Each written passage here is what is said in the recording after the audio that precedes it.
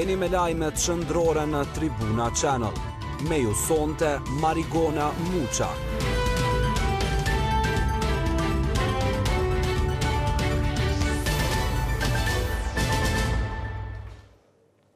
Mirëmbrëma të nderuar shikues, jeni me edicionin e lajmeve qendrore këtu në Tribuna Channel. Fillimisht ju njohim me titujt kryesor të këtij edicioni. Demarkacioni ende i ndan PDK-n e AK-n. Ndryshimet në listat zgjedhore prioritet të rinjeve. Veseli e Haradinaj prioritet krijimin e ushtrisë. Shpërndarja e buxhetit të shtetit, Malisheva akuzon qeverinë për favorizime.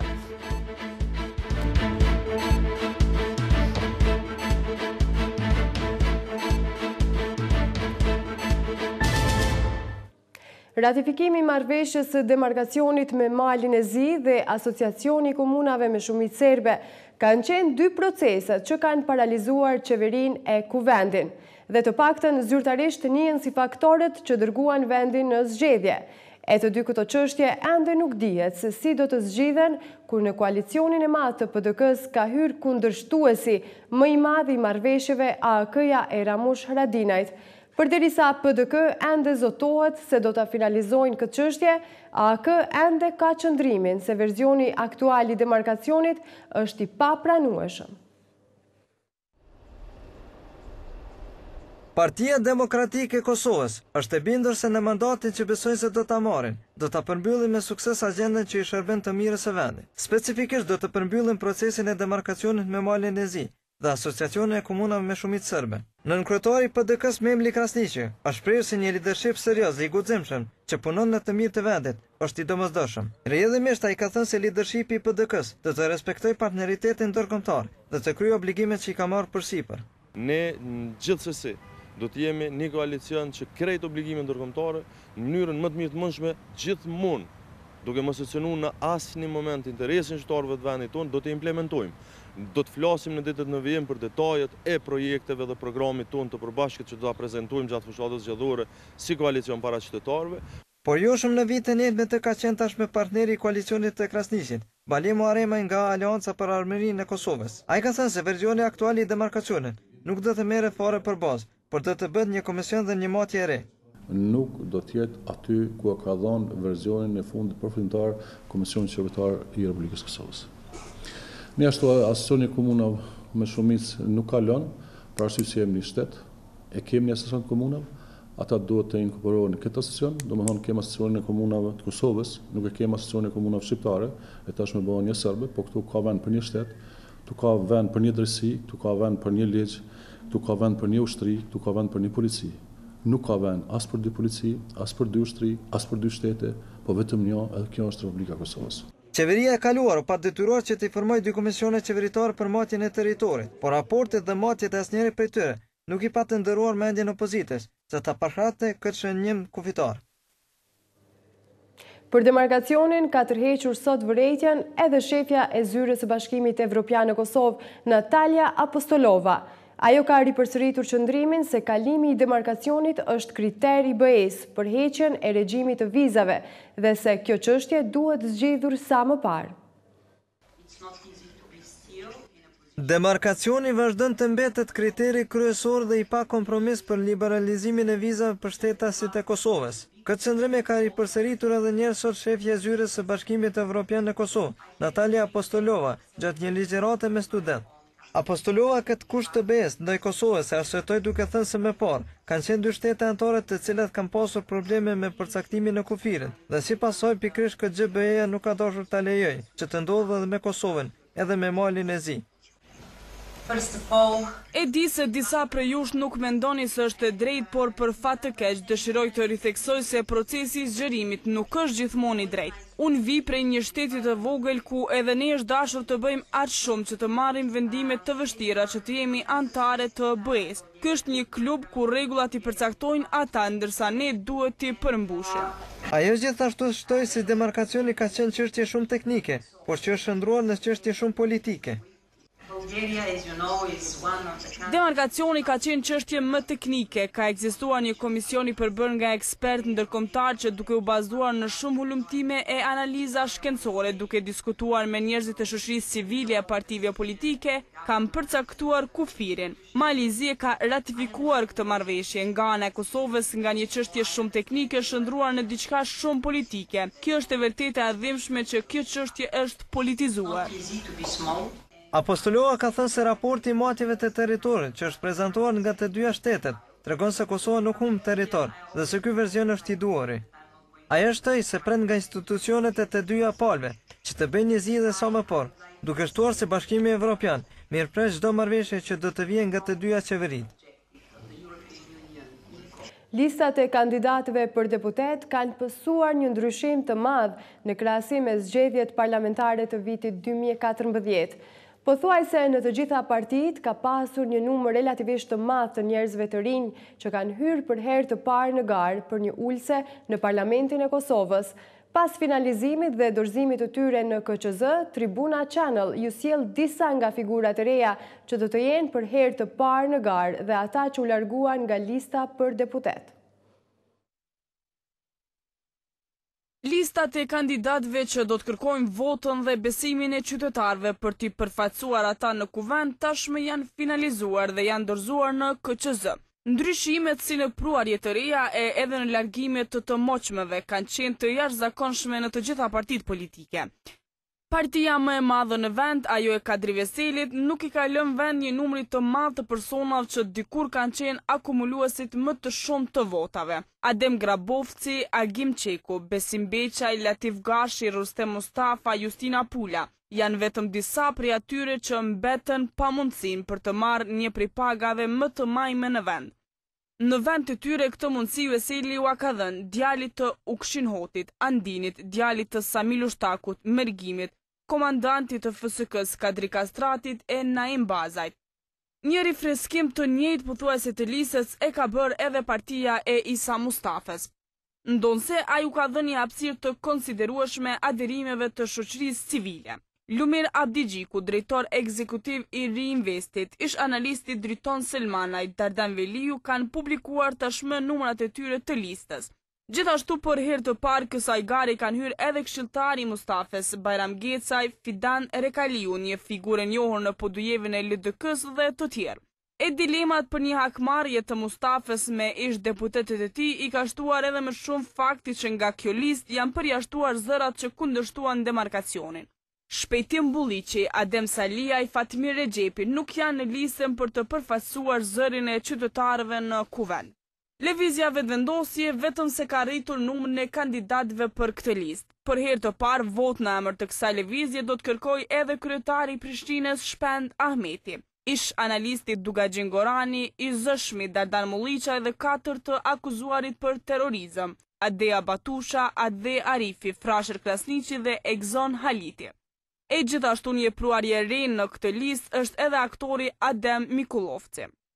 E metodën përjashtuese nuk e ka aplikuar AAK-ja, por listës i ka shtuar edhe disa figura të reja, siç janë ish analisti Halil Matoshi, Muharrem Nitaj, aktorja dhe regjisorja Elma Zenura dhe biznesmeni Gani Dreshaj, i cili i pagoi shpenzimet e mbrojtjes në Francë Ramush Haradinajt.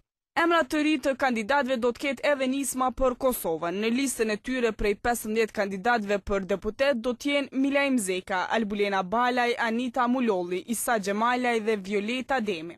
Ndërsa kësaj liste do i mungoj kryetari i Këshillit Kombëtar të kësaj partie, Jakub Krasniqi. Emrat e Korab Sejdiut, Agim Batirit e Vesel Makollit janë vetëm disa nga emrat e kandidatëve të rinj të AKR-s, e që ka lënë jashtë ekonomistin e njohur Ibrahim Rexhepi. Ndryshimet e tilla në listat e partive politike nga analistët janë vlerësuar si një tentim i përmirësimit të imazhit nga ana e partive për të dukur si të reformuara. Zyrtarët e LDK-s pohojnë se nuk ka pasur pakënaqësi brenda kësaj partie as për largimet e as për prurjet e reja në listën për deputet. Lutfi Zharku nga kjo parti ka thënë se lista e LDK-s e dorëzuar mbrëm në KQZ është përfundimtare. E ndjekim deklaratën e tij. Ajo është ligjore, nuk mund bëhen ndryshime, por pos nëse natyrisht ju e dini KQZ-ja prap i kontrollon gjithë kandidat, nëse eventualisht ndonjë kandidat ka probleme të ndryshme, që janë më shumë ligjore, certifikata ndryshme tjera, se dini herën e kaluar kemi pas kandidat që janë tërheq moment fundit, ato janë çështje që mundet me ndryshu çdo rast. Por që lista ka hona e partisë është përfundimtare. Jo aspak. Shumë sinqert aspak. Ndërkohë listën e kandidatëve ka vendosur që ta prezantoj para mediave partia e Mimoza Kusarit. Në një konferencë për media, Kusari ka prezantuar përse afërmi kandidatët e saj, duke thënë se misioni i gjithë atyre është ndërtimi i një të ardhme të denjë për Kosovën. Kryetarja e subjektit Alternativa, Mimoza Kusari, do t'i pri listës së kandidatëve për deputet në zgjedhjet e 11 qershorit në Kosovë. Pas saj është ish deputeti i pavarur Ilir Deda. Ky i fundit tha se zgjedhjet janë të rëndësishme, pasi çdo qytetar duhet të sheh përgjegjësinë e vet për atë se kush do ta çojë Kosovën përpara. Misioni ynë është dhe do të jetë edhe në të ardhmen përmbyllja e suksesshme e shtetsisë të Kosovës, sundimi i ligjit dhe lufta e pakompromis ndaj korrupsionit, dhe si dhe zhvillim i përshpejtuar ekonomik. Kryetarja Mimoza Kusari Lila, pase Alternativa ofron një qasje krejt të re në skenën politike dhe se marrëveshja me LDK-n është bërë në bazë të parimeve dhe jo të pozitave individuale. Programi ynë parashihet të jetë pjesë e programit qeverisës, programit fitues në zgjedhjet e 11 qershorit, andaj ne i thrasim gjithë që masovikisht të votojnë në 11 qershor, që një programi për zhvillim, një programi për përmbyllje të shtetsisë, por një programi edhe për kthim të integritetit të Republikës së Kosovës dhe natyrisht përcjellje të shpresës për gjitha gjeneratat e reja, të mesme dhe të vjetra, të cilat në një formë ndihen sot të deprimuar me gjendjen në të cilën është shteti i Kosovës. Alternativa këto zgjedhje garon në një koalicion më të gjerë me Lidhjen Demokratike të Kosovës, me AKR-n dhe me LD-n, ndërsa e shohim që pjesët tona programore, pjesët qeverisëse të jenë akselerator gjithsesi përshpejtues të proceseve zhvillimore në Kosovë. Kandidatët tjerë të Alternativës janë Kastriot Jahaj, Albert Lila, Nehat Emerllahu, Reshat Nurboja, Hasan Preteni, Lutra Bektashi, Arbërore Riza dhe Edi Puka. E partnerët e koalicionit PDK-AK, Kadri Veseli e Ramush Haradinaj, tashmë ka nisur bashk fushatën. Ata sot theksuan se prioriteti kryesor i qeverisjes së tyre do të jetë formimi i ushtrisë së Kosovës. Këtë zotim ata e dhanë në një tubim me qytetarët e Rauvecit, ku edhe vlerësuan se qeverisja e këtij koalicioni është e domosdoshme për vendin. Kryetari i Partisë Demokratike, Kadri Veseli, dhe ai i Aleancës për Armërinë e Kosovës, Ramush Haradinaj, kanë bashkëbiseduar sot me qytetarët e Rauvecit. Ata theksuan domosdoshmërinë sipas tyre që e ka vendi për të bashkëqeverisur nga ky koalicion. Kryetari i Partisë Demokratike të Kosovës, Kadri Veseli, tha se me qeverisjen e këtij koalicioni, formimi i ushtrisë do të jetë top prioritet i tyre. Veseli shtoi se fitoria e fillimit të ri do të jetë fitoria e Kosovës. Ne do të bëjmë hapa të vendosur, ja më të vanohemi në ushtrinë e Kosovës. Vendimarrja e parë përbashkët e ne, si partner koalicioni, duhet të jetë zbashku me partnerët, transformimi i forcës së sigurisë Kosovës në ushtrinë e jashtme të Kosovës, në mënyrë që të kemi edhe integrimin në Aleancën Periatlantike. Bashkë do të jemi një qeveri e cila do të jetë e veprimit, e zotimit, po dhe realizimit të gjitha atyre çfarë premtojmë bashkërisht për qytetarët e vendit tonë dhe për atë dhejën tonë. Ndërsa Ramush Haradinaj, kandidat për kryeministin nga ky koalicion, tha se prioriteti i këtij koalicioni do të jetë Kosova dhe përmirësimi i gjendjes në vend. Lidhja e këtij fati bashkë e ka një qëllim. Ai është Kosova. Tani plot njerëz mund me thonë mendimin e vet për këtë lidhje tonë, për këtë lidhje fati, për bashkët në qëllimin e fatin e vendit tonë. Pse na duhet me konë bashkë? Po se Kosova mundet ma sovraniteti ynë me pranu fusnohë, por zërë, matutje, edhe sovran, edhe me fusnohë.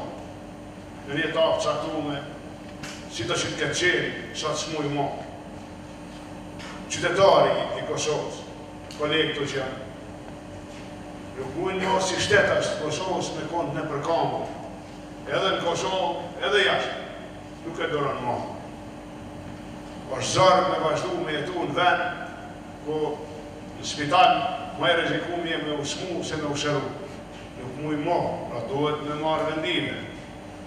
Po shtirë me vazhdu me pas arsim që përdan diploma, po që ishta jepi një vend. Të skuqoj më, duhet me njështë ndryshe.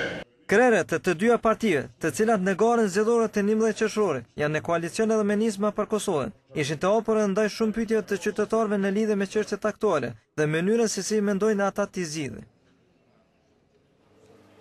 Ish partneri koalicionit të Veselit, lideri i Lidhjes Demokratike të Kosovës, Isa Mustafa, ka reaguar në mënyrë shumë të ashpër në drejtim të koalicionit të krijuar në mes PDK-s dhe AK-s. Me njëherë pas deklaratave të bëra nga i pari PDK-s Kadri Veseli dhe kandidati për kryeministër nga radhët e AK-s Ramush Haradinaj në Rahovec, të cilët kanë vlerësuar edhe njëherë se qeverisja në largim nuk ka arritur të marrë vendime dhe të udhëheqë me vendin si duhet. Mustafa ka thënë se PDK u dorëzua para një partie të vogël, pasi populli u tha se nuk dinte qeverisin. Gjithashtu Mustafa ka paralajmëruar se është pikërisht turi i votës, i cili bashkarisht do t'ua tregoj vendin atyre. Në ditën e dytë të konferencës rajonale të grave gjyqtare dhe prokurore, ka marrë pjesë edhe ambasadori i SBA-s në Kosovë Greg Delavi. Ai ka inkurajuar gratë gjyqtare e prokurore për të punuar, duke u thënë se kufit nuk i ndalojnë kriminalet për të bërë punën e tyre, prandaj nuk do të duhej t'i ndalin as ato në punën e tyre. Ambasadori Amerikan në Kosovë Greg Delavi ka shprehur mbështetjen e plot për punën që bëjnë gratë gjyqtare dhe prokurore. Ai në konferencën rajonale për gratë gjyqtare e prokurore u ka thënë atyre se kriminalet nuk duhet t'i ndalojnë ato për të kryer punën e tyre në luftimin e krimit dhe korrupsionit. Jam shumë i kënaqur të shoh gjykatësit dhe prokurorët të reprezentojnë Shqipërinë, Bosnjën dhe Hercegovinën, Kroacinë, Kosovën, Maqedoninë, Malin e Zi dhe Rumaninë, por ende ka shumë për të bërë. Si pjesë e sistemit të drejtësisë, ju duhet të jeni ato që udhëheqin ndryshimin, duke përmirësuar ligjin. Kriminalet nuk i ndalojnë kufit, andaj as juve nuk duhet t'ju ndalojnë ata për të bërë punën e juaj. Prokuroria nga Departamenti i Drejtësisë në SBA, Jennifer Clerk, duke kujtuar rastet e korrupsionit me të cilat është marrë në SBA, u shpreh se korrupsioni është shtysa kryesore e gjërave të këqija.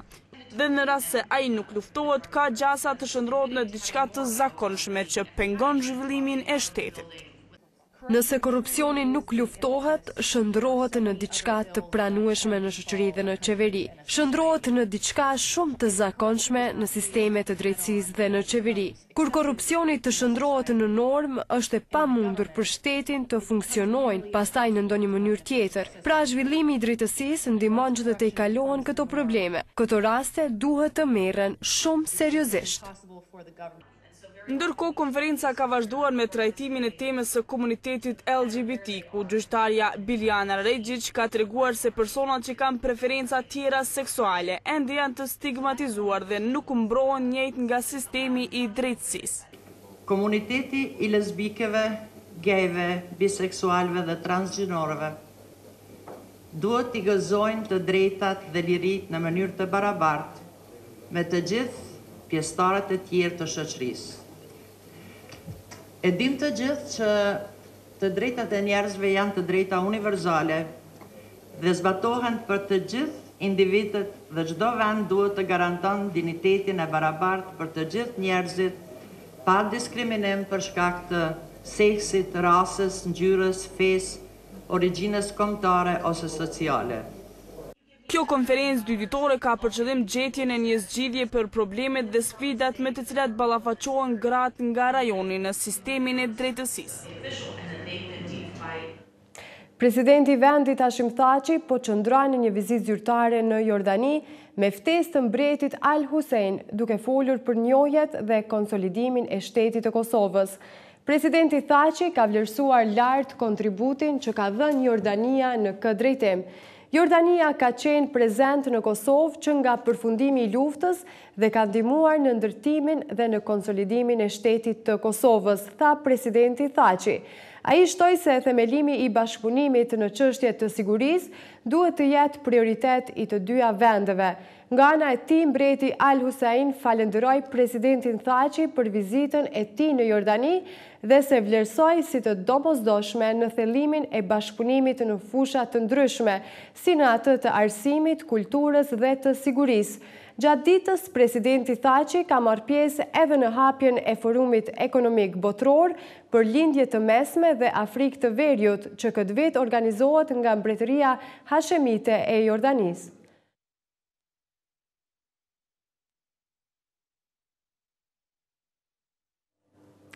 Ndërrojmë temë të informacionit. Zyrtarët e komunës së Malishevës janë ankuar për mungesë të fondeve të ndara nga buxheti i qeverisë së Kosovës. Ahmet Morina, drejtori i urbanizmit në këtë komunë, akuzon qeverinë se ka favorizuar komunën e Graçanicës. Opozita në këtë komunë e arsyeton mos marrjen e fondeve të ndara nga qeveria me faktin se komuna nuk ka paraqitur projekte, derisa kjo e fundit të gjitha projektet i ka realizuar me buxhet komunal. Faktin që qeveria e Kosovës menaxhohet nga banda dhe se kjo e fundit ka bërë favorizime në ndarjen e buxhetit për komuna, janë akuza që zyrtarët e komunës së Malishevës i drejtojnë qeverisë. Ahmet Morina, drejtori i urbanizmit në komunën e Malishevës, thotë se në mungesë të marrjes së fondeve të ndara nga qeveria e Kosovës, komuna e Malishevës ka qenë e detyruar që projektet e saj t'i realizojë vetëm nga buxheti komunal.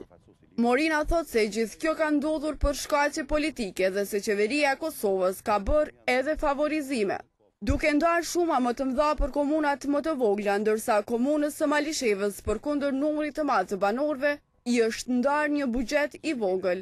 Për gjithë këtë, Morina fajin i hedh qeverisjes Mustafa, duke thënë se nuk menaxhohet shteti me banda.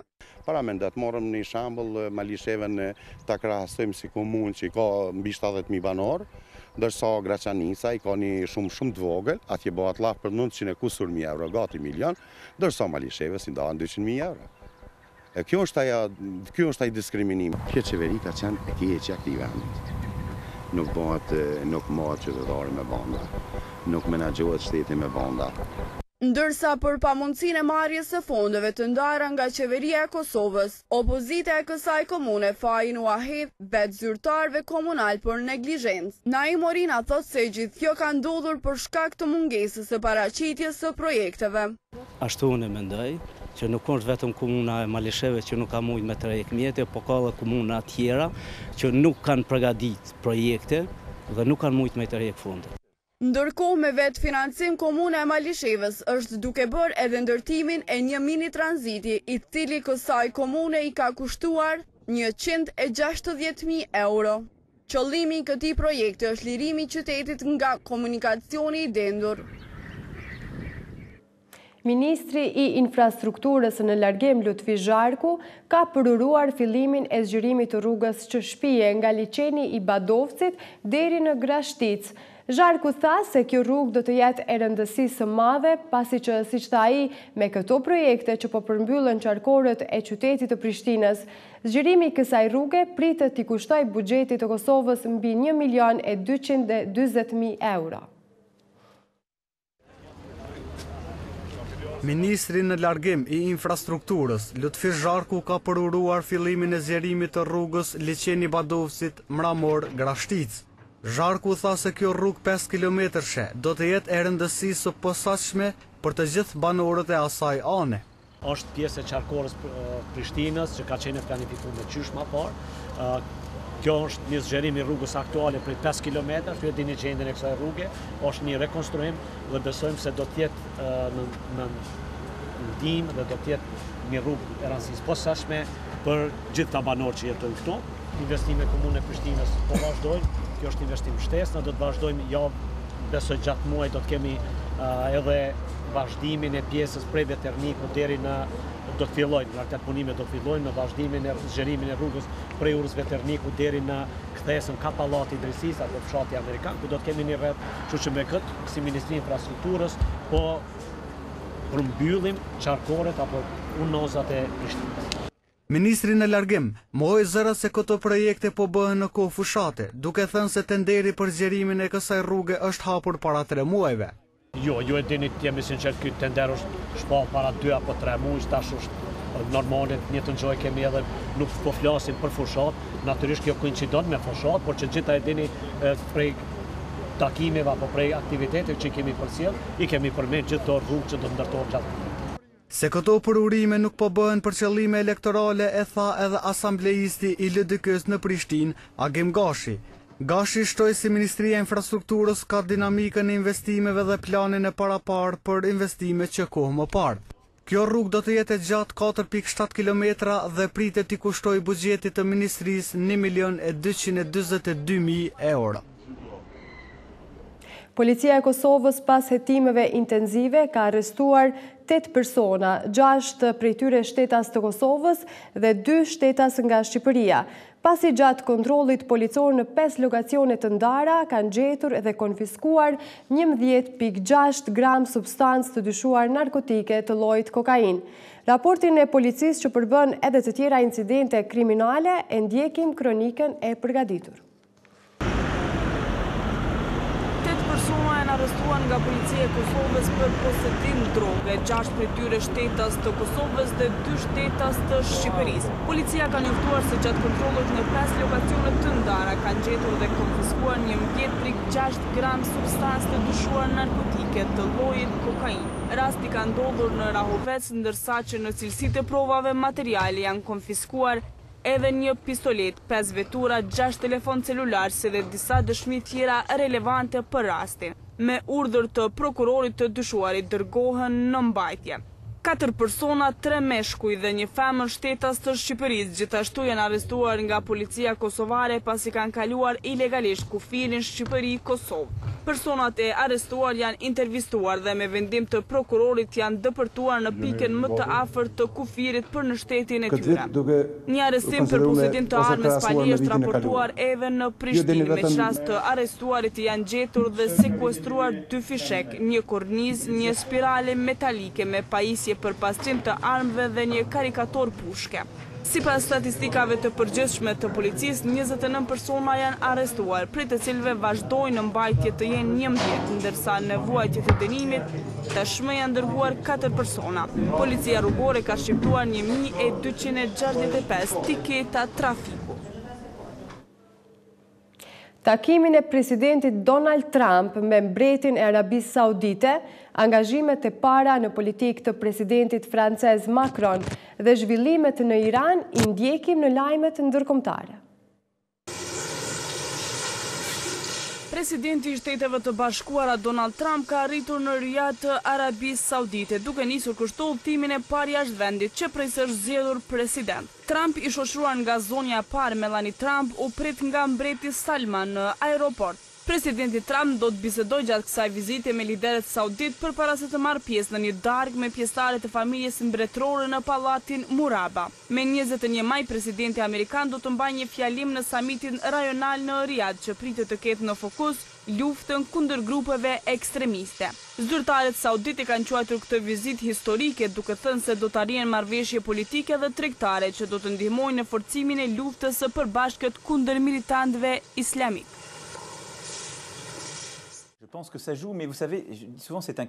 Presidenti i ri i Francës Emmanuel Macron do të zhvillojë bisedime në Paris me kryeministrin italian Paolo Gentilini gjatë një darkë të dielën, ka njoftuar presidenca franceze. Macron ishte takuar me kancelaren gjermane Angela Merkel në Berlin një ditë pas inaugurimit të tij për të hartuar një plan për integrim më të thellë të Bashkimit Evropian. Ai gjithashtu është takuar me presidentin e Këshillit Evropian Donald Tusk, i cili ka thënë se dëshiron të fillojë menjëherë punën për rishikimin e bllokut.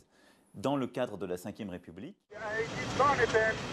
Grupi militant Shteti Islamik ka marrë përgjegjësinë për sulmet vetvrasje ndaj disa pikave të kontrollit në Bagdad dhe në jug të Irakut. Në këto sulme janë vrarë të paktën 35 persona dhe janë plagosur dhjetra të tjerë, kanë thënë zyrtarët. Sulmet që ndodhen të shtunën në mbrëmje erdhën teksa forcat irakiane janë duke zhvilluar një operacion masiv në Mosul me qëllim që të largojnë ekstremistët nga qyteti i dytë më i madh në vend.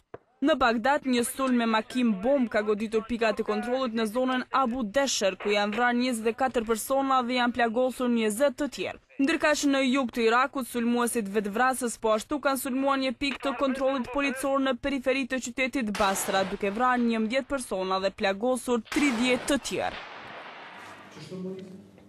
Kemi arritur në fund të këtij edicioni informativ. Për më shumë informacione, vizitojeni webfaqen gazetatribuna.com. Ju faleminderit për vëmendjen, bashkë mirupafshim.